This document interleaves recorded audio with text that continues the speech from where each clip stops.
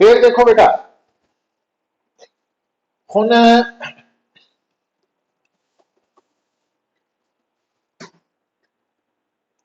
आ की है initial velocity और आ की है बेटा velocity after time T.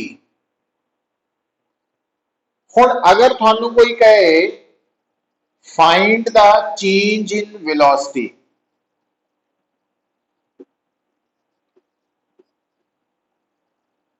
After time T,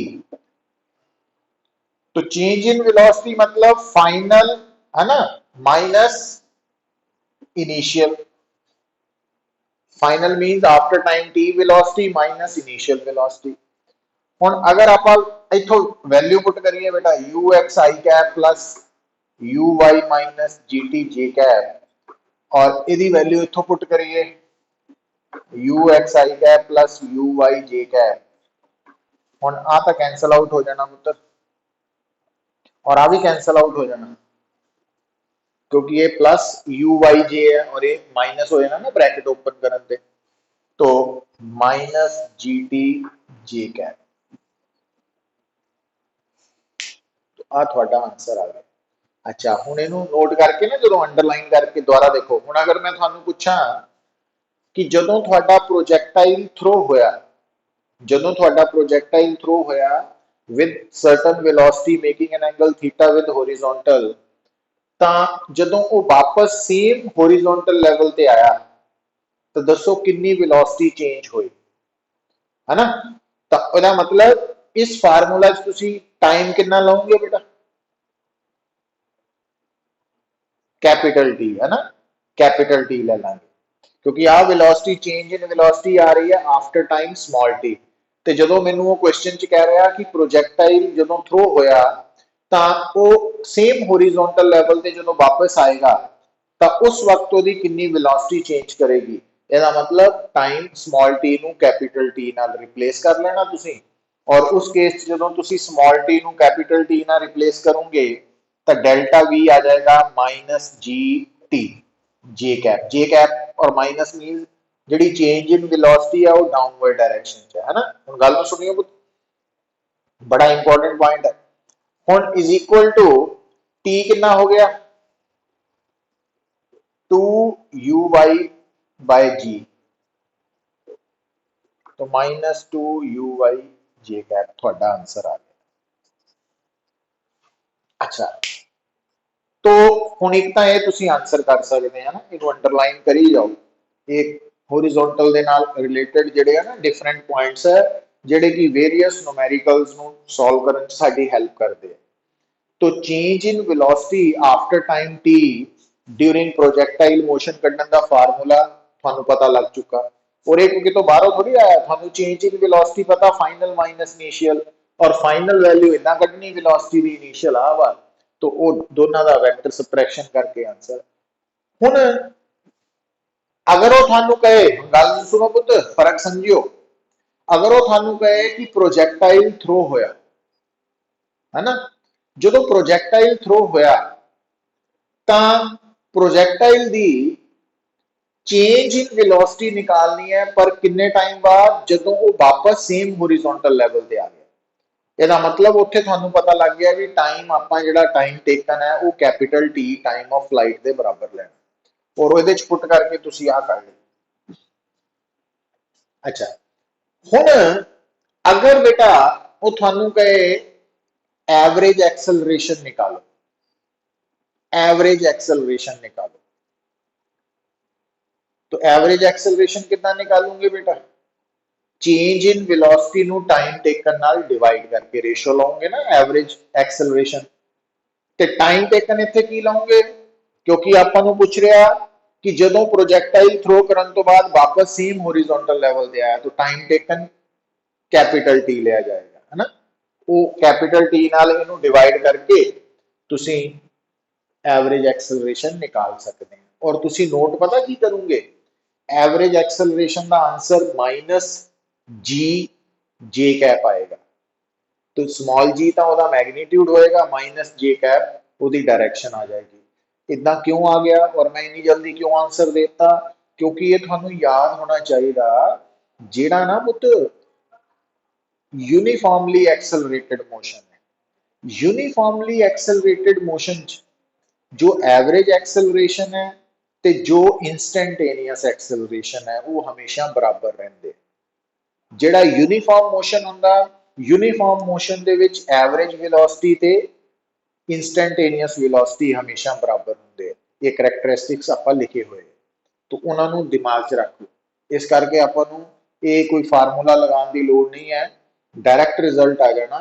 even हुण देखो ना, हुण एक गल अगर तुहानूं पता कि आम स्टूडेंट ने की करना होना, अगर मान लो इस डायग्राम च तुहानूं पुछया जांदा कि एक प्रोजैक्टाइल है जिन्हों आपां एट एन एंगल थ्रो किया, तो जदों वो प्रोजैक्टाइल मैक्सिमम हाइट ते पहुंचेगा तो उसकी एवरेज एक्सेलरेशन निकालो। हुण एवरेज एक्सेलरेशन निकालने लई जिहड़ा तां नॉर्मल स्टूडेंट है वो की करेगा कि वो पहला चेंज इन वेलोसिटी निकालेगा। तो चेंज इन वेलोसिटी निकालने लिए वो आ फार्मूला यूज करेगा। इस फार्मूला चो टी की पुट करेगा टाइम ऑफ एसेंट के बराबर, और उस तो बाद वो चेंज इन वेलोसिटी निकाल के उन्होंने फिर वो टाइम टेकन नाल डिवाइड करके सॉल्व करेगा। पर जिहड़ा सिलेक्ट होने वाला स्टूडेंट है उन्होंने ये पता लग चुका कि क्योंकि प्रोजेक्टाइल यूनिफॉर्मली एक्सेलरेटेड मोशन है, तो यूनिफॉर्मली एक्सेलरेटेड मोशन च एवरेज एक्सेलरेशन ते इंस्टेंटेनियस एक्सेलरेशन हमेशा बराबर रहने। तो उन्हें फटाफट आंसर दे देना, क्योंकि इंस्टेंटेनियस एक्सेलरेशन जी है प्रोजैक्टाइल की वो तो माइनस जी जे कैप है ना, तो वो फटाफट टिक हो जाना एक। तो ये पॉइंट्स है जिथे कंसनट्रेट करना। और ये जेडे मैं पॉइंट्स बोल रहे हैं, चाहे अब मैं कह रहा कि ये पहला कीते हुए या लिखे हुए हैं, पर इन्हों नाल नाल फिर लिख लिया करो पुत्र। तो अगले टॉपिक्स पढ़ते वक्त भी जो पढ़ लूंगे तो कोई नुकसान नहीं होएगा तुहाडा।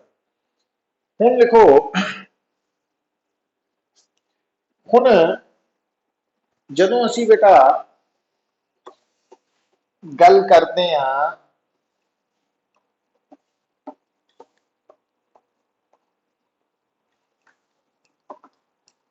प्रोजैक्टाइल की,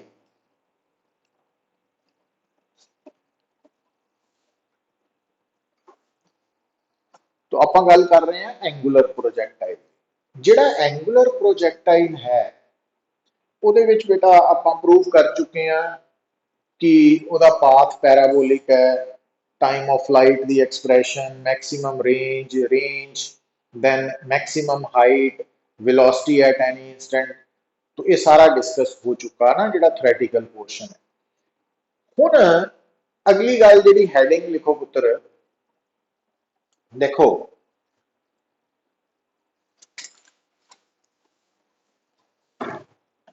नोट करके लिख लेना, लिसन पुत्र।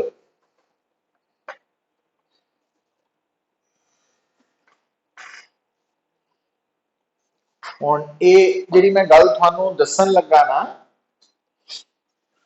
वो ये है जदों आप ये कहने हैं ना कि पाथ ऑफ प्रोजैक्टाइल इज पैराबोलिक, तो वो अंडरस्टूड है विद रिस्पेक्ट टू अर्थ है। क्योंकि आप जिन्नियां भी कैलकुलेशंस करते हैं, थानू मैं दसिया होया मोशन दे विच जदों भी असी मोशन दे नाल डील करते हैं तो सब तो पहला सानू रेफरेंस पॉइंट कंसिडर करना पैंदा। और जिथे रेफरेंस पॉइंट स्टेटमेंट दे विच कंसिडर नहीं हो रहा या मैंशन नहीं हो रहा, वो अंडरस्टूड है कि वो केड़ा पॉइंट है, any point fixed on the surface of earth है ना, वो हुंदा वा। इस करके जदों आप कहने हैं ना कि प्रोजैक्टाइल दा पाथ पैराबोलिक है, तो ये असी ये मैंशन नहीं कर रहे कि रेफरेंस पॉइंट केड़ा, तो अंडरस्टूड है विद रिस्पेक्ट टू अर्थ है। अच्छा, और क्यों है उसका कारण बड़ा साफ है पुत्र, क्योंकि uniformly accelerated motion in 2D जो है ਉਹਦੇ ਵਿੱਚ ਜਿਹੜਾ ਪਾਥ ਹੈ ਉਹ ਆਪਾਂ ਪ੍ਰੂਵ ਕੀਤਾ ਵਾ ਕਿ y ਦੀ ਵੈਲਿਊ x ਸਕੁਅਰ ਤੇ ਡਿਪੈਂਡੈਂਟ ਹੈ ਨਾ, ਇਹ ਆਪਾਂ ਆਲਰੇਡੀ ਡਿਸਕਸ ਕਰ ਚੁੱਕੇ। ਹੁਣ ਨਾਲ ਹੀ ਸਾਨੂੰ ਇਹ ਵੀ ਪਤਾ ਵਾ, ਗੱਲ ਨੂੰ ਸੁਣਿਓ जे बेटा यूनिफॉर्म मोशन होए तो यूनिफॉर्म मोशन च बॉडी हमेशा केड़ा पाथ फॉलो करती है?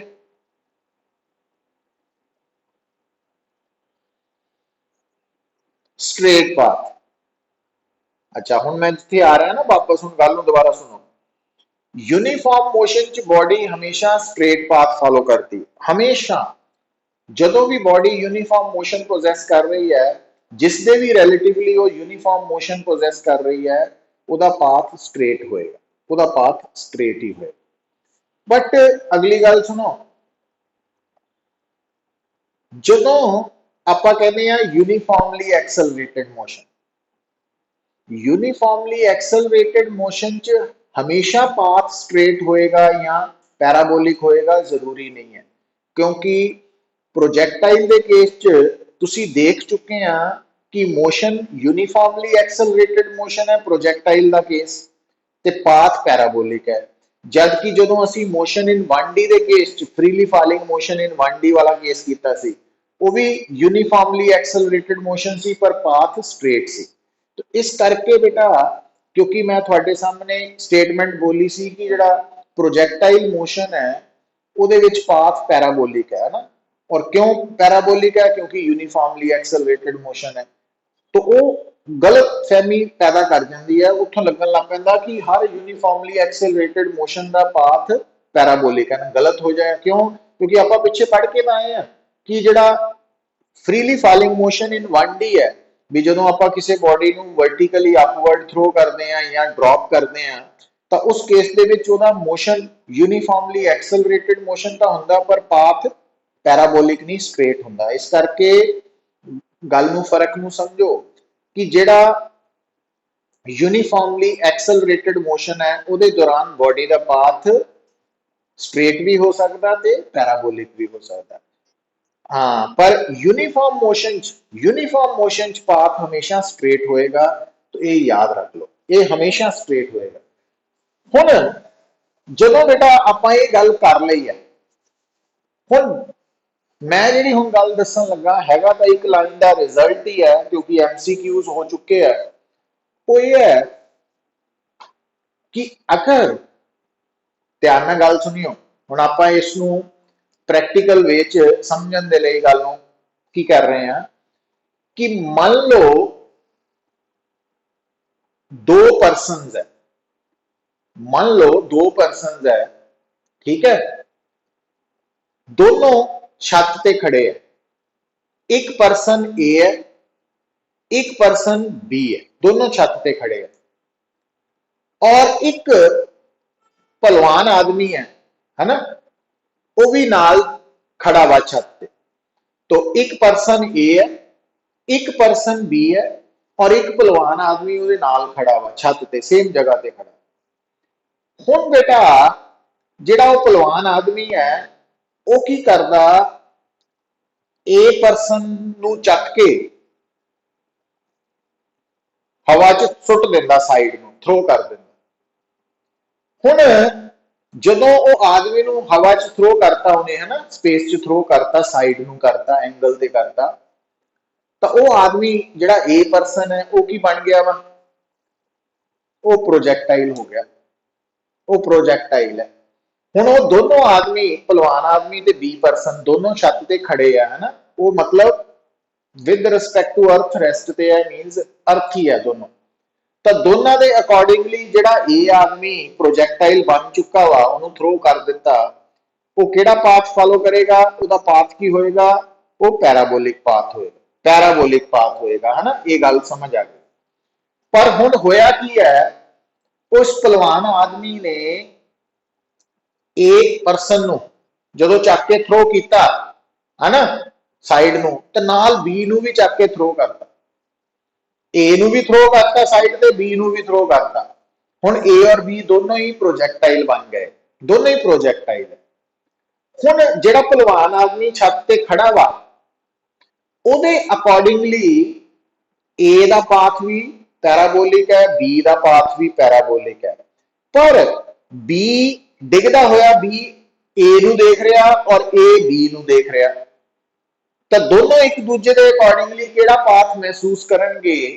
तो हुण गल सुनो पुत्र, क्योंकि ए और बी दोनों ही गिर रहे हैं, है ना, प्रोजेक्टाइल है, तो दोनों दी एक्सेलरेशन सेम है, स्मॉल जी नीचे नु, ਇਹਦਾ मतलब दोनों ਦੀ with respect to each other acceleration zero है। ਇਹਦਾ मतलब दोनों का with respect to each other motion की है, यूनिफॉर्मली, हाँ यूनिफॉर्मली एक्सेलरेटेड मोशन नहीं है, यूनिफॉर्म मोशन है। तो यूनिफॉर्म मोशन ਇਹਦਾ मतलब ਉਹਨਾਂ ਦੋਨਾਂ ਨੂੰ ਕੀ महसूस होएगा, एक दूसरे का path straight path, straight path. इस करके नोट कर लो कि path of one projectile seen from other projectile is always straight path. ਇਹ ਗੱਲ ਨੋਟ ਕਰ ਲੈਣੀ, ਕਿਉਂ, ਕਿਉਂਕਿ ਜਦੋਂ ਇੱਕ ਪ੍ਰੋਜੈਕਟਾਈਲ ਤੋਂ ਦੂਜੇ ਪ੍ਰੋਜੈਕਟਾਈਲ ਦਾ ਅਸੀਂ ਪਾਥ ਦੇਖਦੇ ਹਾਂ ਤਾਂ ਦੋਨੋਂ ਪ੍ਰੋਜੈਕਟਾਈਲਸ ਦੀ ਐਕਸਲਰੇਸ਼ਨ ਕਿਉਂਕਿ ਸੇਮ ਹੈ, तो with respect to each other relative acceleration zero हो जाती है। इस करके एक प्रोजेक्टाइल का motion with respect to other projectile uniformly accelerated motion नहीं है, यूनिफॉर्म मोशन है, और यूनिफॉर्म मोशन दे विच पाथ स्ट्रेट महसूस होएगा, स्ट्रेट ऑब्जर्व होएगा। तो इस करके नोट कर लेना कि path of one projectile seen from other projectile is always straight path. तो ये गल लगी समझ पुत्र, सारिਆਂ ਨੂੰ आई समझ, आर्यन, भाव्या, विश्व, चित्राक्ष,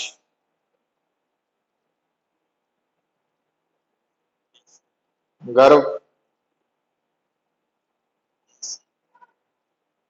कृष्णा, रक्षित,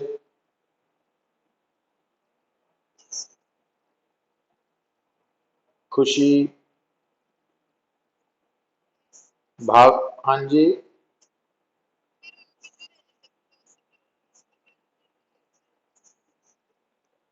रिलेटिव वेलोसिटी पुत्र,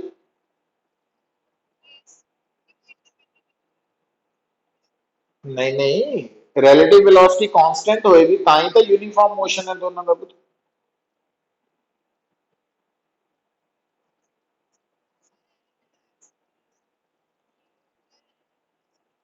हाँ, क्योंकि जो एक्सेलरेशन जीरो है तो वेलोसिटी कांस्टेंट है, जो रिलेटिव एक्सेलरेशन जीरो है तो रिलेटिव वेलोसिटी कांस्टेंट है। समझ आई गल? भाव्या पता लग चुका पुत्र, लाव्या, मायशा, तो ਇਹ ਤਾਂ ਸੀ ਬੇਟਾ ਕੁਝ ਪੁਆਇੰਟਸ ਜਿਹੜੇ ਅਸੀਂ ਪ੍ਰੋਜੈਕਟਾਈਲ ਦੇ ਨਾਲ ਰਿਲੇਟਡ ਕਰ ਰਹੇ ਸੀ। ਹੁਣ ਇੱਕ ਨੂਮੈਰੀਕਲ ਲਿਖ ਲਓ, ਲਿਖੋ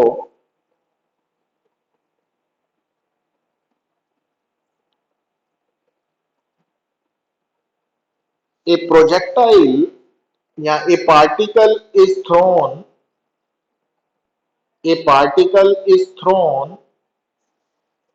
with certain velocity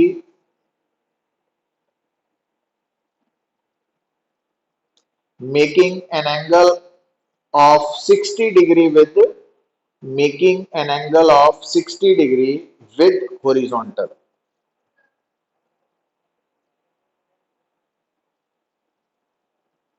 If its kinetic energy at the time of if its kinetic energy at the time of projection is 100 joule, find its kinetic energy at maximum height.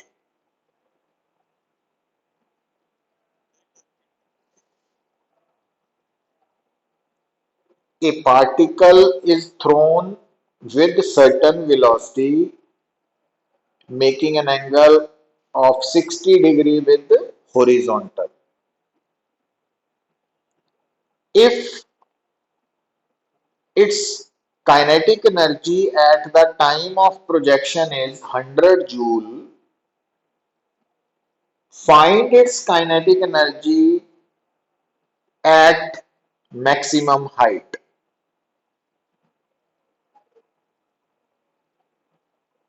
तो ये result आप already आज की discussion च कर चुके हैं discuss. लिखिया किया हुआ नोट? हाँ, तो के एच इज इक्वल टू के cos square theta. Theta 60 degree है बेटा, के 100 है, ਹੁਣ cos 60 हाफ है ਉਹਦਾ स्क्वायर 1/4 हो गया, तो ਤੁਹਾਡਾ आंसर 25 जूल आ गया।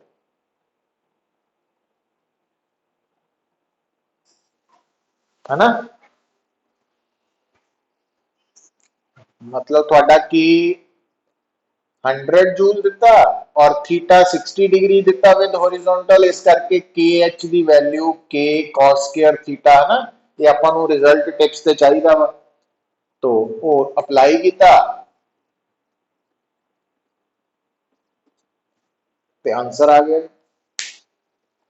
फिर लिखो बेटा,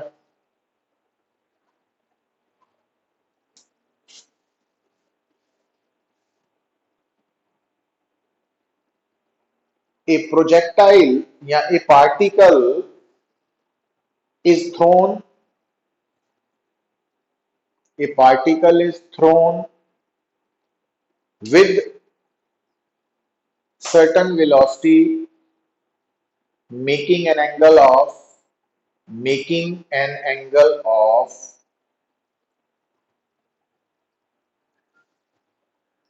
60 degree with horizontal. Find the ratio of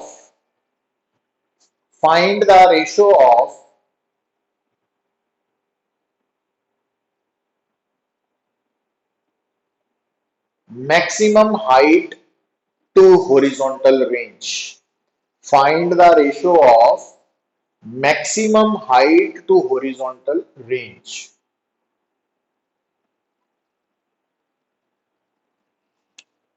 हुण गल नूं सुनो पुत्र, देखो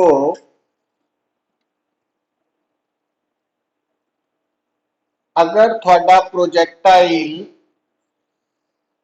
u स्पीड दे नाल थ्रो होया making an angle theta with horizontal, तां ओदी मैक्सिमम हाइट दा फार्मूला है uy स्क्वायर बाय 2g, ते रेंज दा फार्मूला है 2ux uy बाय g। तो h by r the ratio की आ जाएगी बेटा, है ना? जो h by r the ratio कटांगे तो g नाल g कैंसल आउट हो जाएगा। तो ऊपर थोड़ा है uy स्क्वायर बाय 2, नीचे है 2ux uy, तो uy ते आ 2 और 2 4 हो गया, तो ux आ गया। हुण क्योंकि एंगल विद हॉरिजॉन्टल है, तो इसका मतलब तुहानू याद होना चाहिए भी ux तो u cos थीटा, तो uy u sin थीटा, तो uy ओवर ux की रेशो की आ जाएगी tan थीटा। तो h by r is equal to tan theta by 4। हुण थानू बेटा थीटा कितना देता 60 डिग्री, तो tan 60 डिग्री √3, तो थोड़ा आंसर h बाय r की आ गया √3 बाय r, सॉरी √3 बाय 4।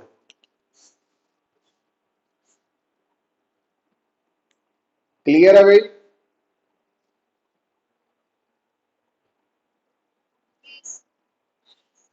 हाँ, तो देखो भाई, तो ये जेडे बेटा आप टॉपिक्स कर रहे हैं ना, इन्हों के रिजल्ट्स याद रखो और कितना आए वो भी कोशिश करो कि कितना आए, है ना? वो कोई बाहरों नहीं आए, आप कर रहे हैं तो उन्होंने थॉरली करो, है ना, ताकि कई बार जो भुल भी जाइए तो ऑन द स्पॉट असी उन्होंने डिराइव कर सकिए उस रिजल्ट में। अच्छा, फिर बेटा जदों तुसी गल कर रहे हैं प्रोजेक्टाइल की, हुण इत्थे जिहड़ी मैं गल दसन लगा ना, बड़ी इंपॉर्टेंट है पॉइंट भी। देखो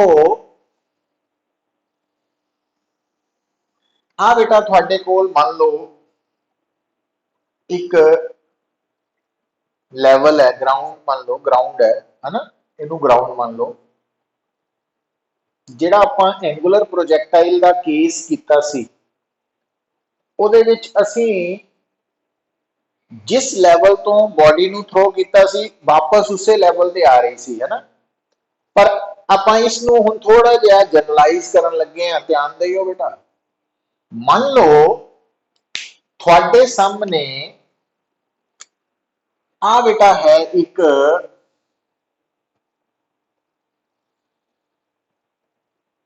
टावर है, तो एक टावर है और इस टावर की जमीन तो ऊंचाई है h है ना, और वो थानू कहता कि आपां एक बॉडी नू from the top of tower throw किया विद वेलोसिटी u। हुण बेटा थानू दस्सिया होया जिहड़ा पॉइंट ऑफ प्रोजेक्शन है उन्होंने आपां जनरली ओरिजिन मान लेना, तो साडे लई आ बन गया ओरिजिन। और आ जिहड़ी हॉरिजॉन्टल लाइन है इनू आपां ले लेना एक्स एक्सिस, और आ जिहड़ी वर्टिकल लाइन है इनू ले लिया वाई एक्सिस। तो आ ओरिजिन होने करके इहदे कोआर्डिनेट्स 0 0 हो गए। हुण मान लो तुहाडा ये प्रोजेक्टाइल हॉरिजॉन्टल दे नाल एंगल बना रहा थीटा, तो फिर यू एक्स हो गया यू कॉस थीटा, तो यू वाई हो गया यू साइन थीटा है ना, आ गया। हुण ये जिहड़ा तुहाडा प्रोजेक्टाइल है ये इदां चलदा होया जदों इत्थे पहुंचेगा आ वाला पॉइंट, गल नूं ध्यान नाल सुनो, जिहड़ा आ पॉइंट है ना ये ए पॉइंट है, इस पॉइंट का और पॉइंट ऑफ प्रोजेक्शन का हॉरिजॉन्टल लेवल सेम है। सो आ ए पॉइंट है बेटा, तो इसका मतलब ओ तो चल के ए तक पहुंचने लिए टाइम लगेगा कैपिटल टी, ओदा फार्मूला था जो आप डिराइव किया वही रहना। और आ बेटा दिस वन आ वाली जी है ये है रेंज, हॉरिजॉन्टल रेंज आ रहा है। पर हुण क्योंकि आ जगह खाली है तो इसका मतलब ये प्रोजेक्टाइल ए पे रुकेगा थोड़ी, ये तो ए तो भी अगे इदा चलता होया इत्थे आके जमीन पे गिरेगा, आ पॉइंट पे गिरेगा। तो आ जिहड़ा पॉइंट है जमीन के उपर है ना, इनू आपां जी मान लिया ग्राउंड के उपर। हुण जिहड़ा जी पॉइंट है, क्या तुसी इस जी पॉइंट के वाई कोआर्डीनेट नू लिख सकते हैं पुत?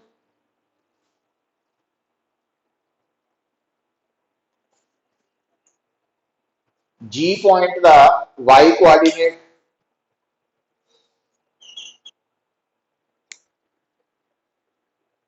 वो क्यों?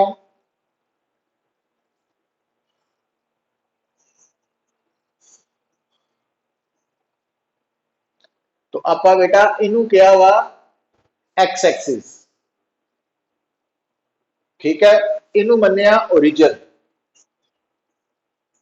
तो इस करके आ जिहड़ी लाइन है ना एक्स एक्सिस, इहदे ऊपर जिन्ने भी पॉइंट्स है उन्होंने ही वाई 0 है, तो इहदा वाई 0 नहीं है, इहदा माइनस एच है पुत, क्योंकि आ जिहड़ा पॉइंट जी है ना ये ओरिजिन तो वर्टिकली कितना नीचे है एच, और डाउनवर्ड होने करके माइनस है, तो ये याद रखना। अच्छा, और जिहड़ा जी पॉइंट है ये हॉरिजॉन्टली कितनी दूर है, तो आ जिहड़ा डिस्टेंस है इनू आपां मान लैंदे आ कैपिटल एक्स, सिंबल रखना सी ना, इनू कैपिटल एक्स रख लिया। तो हुण बेटा जे तुहानू कोई कहे ओ तो ए तक दा टाइम कड्डो, ओ तो टाइम ऑफ फ्लाइट आ गया, बट ओ तो जी तक दा जिहड़ा टाइम है ना वो किदां कड्डांगे तुसी? तो देखो है तो ये एंगुलर प्रोजेक्टाइल, तो एंगुलर प्रोजेक्टाइल होने करके आ जिहड़ा रिजल्ट है ये एप्लीकेबल होएगा। तो अगर तुसी ओ तो जी तक का टाइम कड्ढना चाहते हैं तो तुसी इस इक्वेजन को यूज कर सकते। बस करना की है इत्थे y की ले लेना माइनस एच के बराबर, कारण यह है ना क्योंकि आ ਜਿਹੜਾ ਆਪਾਂ ਇਕੁਏਸ਼ਨ ਡਿਰਾਈਵ ਕੀਤੀਆਂ ਸੀ ਉਹਦੇ ਵਿੱਚ ਆਪਾਂ ਮੰਨਿਆ ਸੀ ਕਿ ਪਾਰਟੀਕਲ p ਤੇ ਹੈ आफ्टर टाइम t। तो जे पार्टिकल आफ्टर टाइम t ਤੇ ਹੈ ਤਾਂ ਉਹਦਾ y ਕੋਆਰਡੀਨੇਟ y ਸੀ। ਤਾਂ ਜੇ ਆਪਾਂ ਇਸੇ ਇਕੁਏਸ਼ਨ ਨੂੰ g ਤੱਕ ਲਈ ਅਪਲਾਈ ਕਰਨਾ ਤਾਂ g ਦਾ y ਕਿੰਨਾ ਵਾ -h। तो ਇਹਦਾ मतलब ਜਦੋਂ ਆਪਾਂ ਇਸ ਇਕੁਏਸ਼ਨ ਚ y ਦੀ ਜਗ੍ਹਾ -h ਲਵਾਂਗੇ है ना, इस इक्वेशन च तुसी y कोआर्डिनेट नु गिवन कोआर्डिनेट ਨਾਲ रिप्लेस कर दोगे ਤਾਂ ਉਹ टाइम उस पॉइंट तक पहुंचन ਦਾ आएगा। तो मतलब आ क्वाड्रेटिक इक्वेशन नु सॉल्व करके तुसी जो t ਕੱਢੋਗੇ ਉਹ t आएगा o ਤੋਂ g तक पहुंचन वाला टाइम। सो इस करके ध्यान च रखना है, ये वाला न्यूमेरिकल बड़ा इंपॉर्टेंट है ना। तो time of flight angular projectile च की ਹੁੰਦਾ ਪੁੱਤ o ਤੋਂ ਲੈ ਕੇ a तक वाला सेम ਲੈਵਲ तक। ਤੇ ਜਦ ਕਿ ਪੂਰਾ ਨੀਚੇ ਆਉਣ ਦਾ ਟਾਈਮ ਜਿਹੜਾ ਵਾ ਉਹ ਆਪਾਂ ਇਸ ਫਾਰਮੂਲਾ ਤੋਂ ਕੱਢਣਾ, ਇਹਨੂੰ ਸੋਲਵ ਕਰਕੇ ਇਹਦੇ ਚ y ਦੀ ਵੈਲਿਊ -h ਲੈਣੀ ਹੈ। तो h ਕੀ ਹੈ ਵੀ ਜ਼ਮੀਨ ਤੋਂ ਕਿੰਨੀ ਉਚਾਈ ਤੋਂ ਤੁਸੀਂ ਪਾਰਟੀਕਲ ਨੂੰ ਥਰੋ ਕਰ ਰਹੇ ਆ ਨਾ, ਉਹ ਹਾਈਟ ਦਿੱਤੀ ਹੋਏਗੀ ਤੁਹਾਨੂੰ। ਜੇ ਮੰਨ ਲਓ ਟਾਈਮ ਦਿੱਤਾ ਵਾ t ਦਿੱਤਾ ਵਾ o ਤੋਂ g ਪਹੁੰਚਣ ਦਾ, ਤਾਂ ਇਸ ਫਾਰਮੂਲੇ ਚ ਟਾਈਮ ਪੁੱਟ ਕਰਕੇ ਤੁਸੀਂ y ਕੱਢ ਸਕਦੇ ਆ ਵੀ ਕਿੰਨੀ ਉਚਾਈ ਤੋਂ ਥਰੋ ਹੋਇਆ ਸੀ। तो ये पॉइंट नु याद कर लो, नोट कर लो, जब भी प्रॉब्लम कल करांगे अपन। तो इत्थे तक दसो बेटा, समझ आई है गल?